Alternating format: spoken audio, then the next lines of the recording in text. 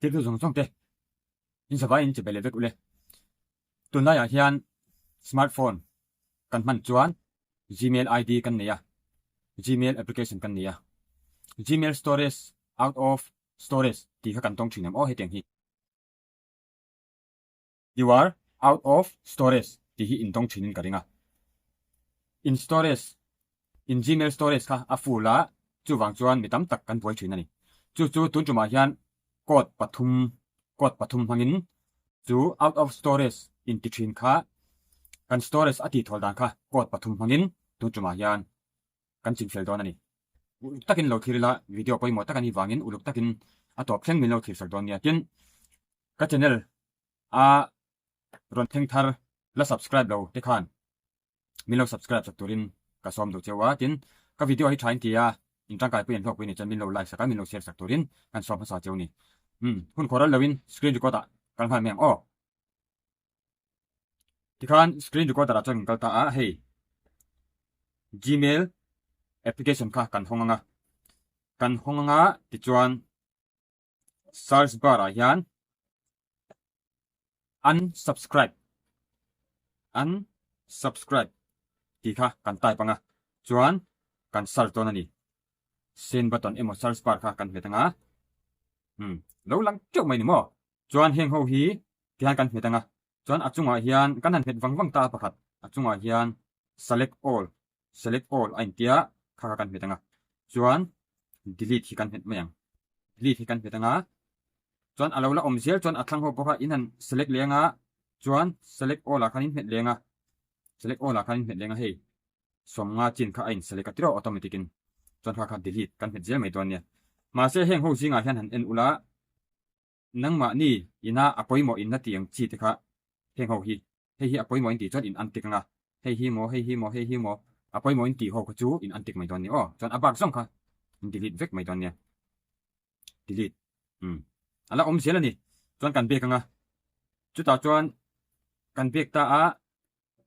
search bar a tho hian kan type lenga older older des then ti kan type zo chi kha chuan colon kha in danga 1 in type lenga chuan y kha in type dang nia kum khat ma a in don to ho email in don to ho song kha Gmail poni se email poni se in don to ho song kha search thi kan met le to banga kum khat ma in don ho kha ar lang vek meng o search kan met le to bang ti khan mo hei ron lang le ta ni kum khat ma mi hei a kum hian en sang ni som ni panga tro sang ni som ni panga ni som pakhat thalia ta mi sang ni som ni panga ni ruk thalia mi te ni ta ni hei en ula chuan heng ho hi in delete le don nia ti hian in juk met le wangwanga select all tia khan in met lenga hei select all tia khan in met lenga somnga chin ain select le ta in delete le mai don ni o ma se in lama mo turang chi te email Pawimawh ang chi te kha chu in antik mai don ni o soim sak to ang khan kha pani na chuni ta kan be kang search bar a bok hian tun hi Pawimawh ber chuni ta ni in storage a na sa mm2 a hek mm2 tun tuma mi tur hi apathumna mi tur hi Pawimawh per chuni a chuan hei hi 10 MB kan ti 10 MB alian image poni se video poni se pdf file poni se mo khatiang chi kha ato ber tan chuan hei hi in Paih Thawl 10 MB alian 10 MB chin kha in kolani chuan in mamo to long chi thalak poni se video poni se pdf file poni se in mamo to lo turang chi te kha in delete vek don ya ti chuan in storage kha thol hoenga in har sanna tang khan in tal chok thei don ani ti mai ang chu bang chuan Pawimawh khop mai chuan hita hian search bar a bok hian engi kan tai pang has colon chuan attachment ti kha in tai panga chuan larger ti kha in type lenga chuan colon kha in type lenga chumi zo chuan 10 MB kha in type panga in search le to pang 10 MB lian ho kha file in nei chuan alo lang meng alo lang khang ho ka in delete vek don ne search met liang keima chuan a om lo ni mo 10 MB lian email Gmail policy email policy 10 MB ai lian kha ka nei lawani hei no match for has attachment larger 10 MB ka nei lawani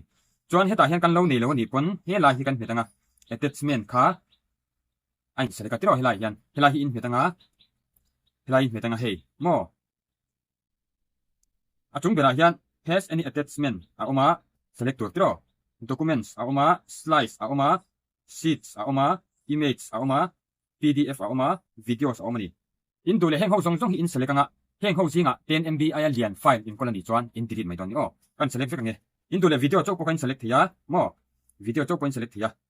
video chok a chuan kan nei lo khat mo hei engma i a hmu lo ni chuan helai kan met lenga video kan met lenga avai hian select chinang o hei mo has any attachment om lova ka met lenga image PDF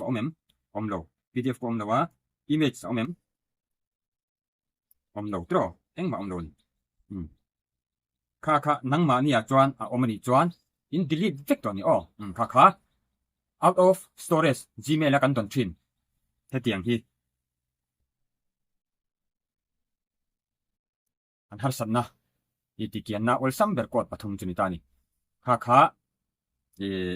kan Gmail storage full thin ti tholdan ol sam tiu kot pathum chu kot Pawimawh deuh pathum chu ni tani kha in lo ti don ni o tu to kang o ole kot pathum hanga out of storage Gmail out of storage ti tholdan toy te kan clear ho ti chuni se ka channel la subscribe lo te khan ka video te hi in tangkai puya ka channel hi in tangkai puya